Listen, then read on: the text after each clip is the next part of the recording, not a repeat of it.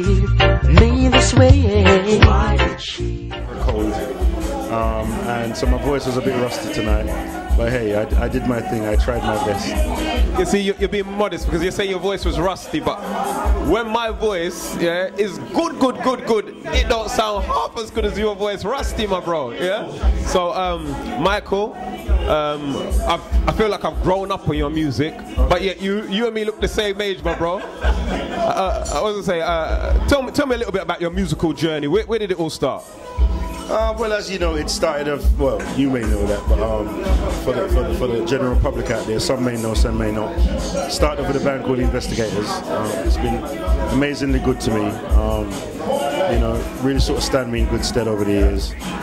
Started in a little place called Battersea, you know, and put Battersea on the map with Lovers Rock. And yeah, started in, say, 1976. The band formed and started recording in 77, and the rest is just history. Okay, so I mean, like you know, we've got a lot of people who will be watching this, and we might have some young people watching it as well. So you said you formed a band, so you were just sitting down, what? Because back in the day, they never had no PlayStation, so you were sitting down, what, playing marbles? Tell me about the night when it all come together, when you came together, man. Well, you got time? No, what it is really, because I went to school over here in southwest London, Spencer Park, and I was actually born here, but I went to Jamaica when I was about 4, and I came back when I was 14, so I spent about 10 years in Jamaica, and I only spent like a couple of years in school over here before I went to college. So during that time, I met up with a young man called Mr. Colin Burton, and he had this band. Can't remember the name of the band before, but he wanted to get rid of the lead singer for some reason, because they wanted to do more love songs and stuff like that. And his vibe was like, you know, all the bands around at that time, they were doing more sort of roots, you know, like your Aswad and other bands, and he wanted to concentrate more on love songs.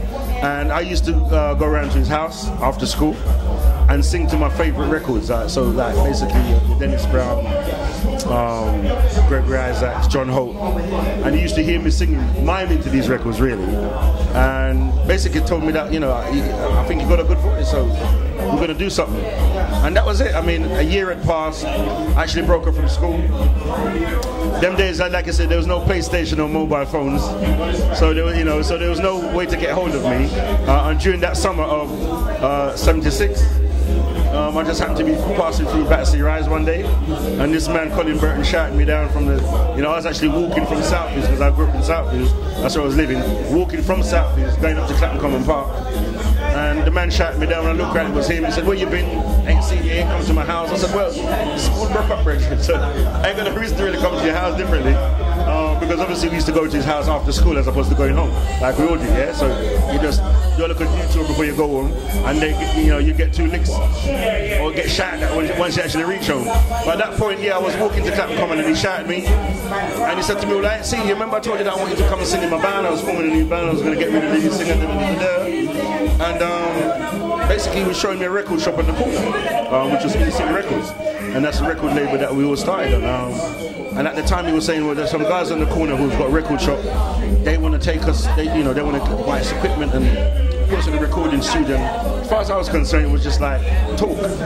And I was actually reluctant to actually come with him to go down the road. That's like 2 minutes down the road to go into this record shop and meet these guys. And it was like, Mike, what are you doing? What have you got to lose? Just come with me now. I says, well, boy, I'm going to the Common. And basically that was it. He persuaded me, I went down the road, 2-3 minutes walk, met some guys. Mr. Derek Harris, who's sadly no longer with us, passed away many years ago, who became a manager and mentor. And basically that's where it all started from. But it was because of Mr. Colin Burton. Respect to Mr. Colin Burton. So let's look at it from this point of view now. So because you're not only just a fantastic singer, you're a producer. No. We have to say these things because a lot of modern music is just like mass produced. But you actually not just sing, you write as well, you produce, What inspired you to write the kind of tunes that you was writing back then? Because I mean, the females we had covered, we had the Janets, we had the Carols, but from a male vocal point of view, the songs what you was writing, what inspired you at such a young age to write such serious songs of love? That's a really interesting question. You know, I think at the time I was just listening to a whole lot of music. Obviously, I was listening to songs before I came back to England as a youth, and then I came back to England and that just continued. And then I remember that I used to like putting down words on paper. It wasn't necessarily exactly poetry, but it was my kind of poetry. And then I would listen to certain people in terms of the way they would craft their songs. And I think that was just a natural instinct because I didn't have anyone telling me how to do this. You know, so I think it was just something instinctive. And I remember like I would formulate words in my head and try to make sense of it. And then once the music thing started, and I got the encouragement in terms of like, Mike, you can actually do this. You can sing. You can actually sing in key. And the most important thing, what really happened for me, is that I realized at some point that I could actually do it, because whenever I sang a wrong note, I knew that it was a wrong note. Yeah, and over the years, as time passed, I realized that's what it's about. Now, if you can actually sing, you know when you're singing bad. Yeah, when you're singing bad and you don't know that you're singing bad, then you can't sing. But you see, I can sing, but a lot of people tell me I can't sing at all.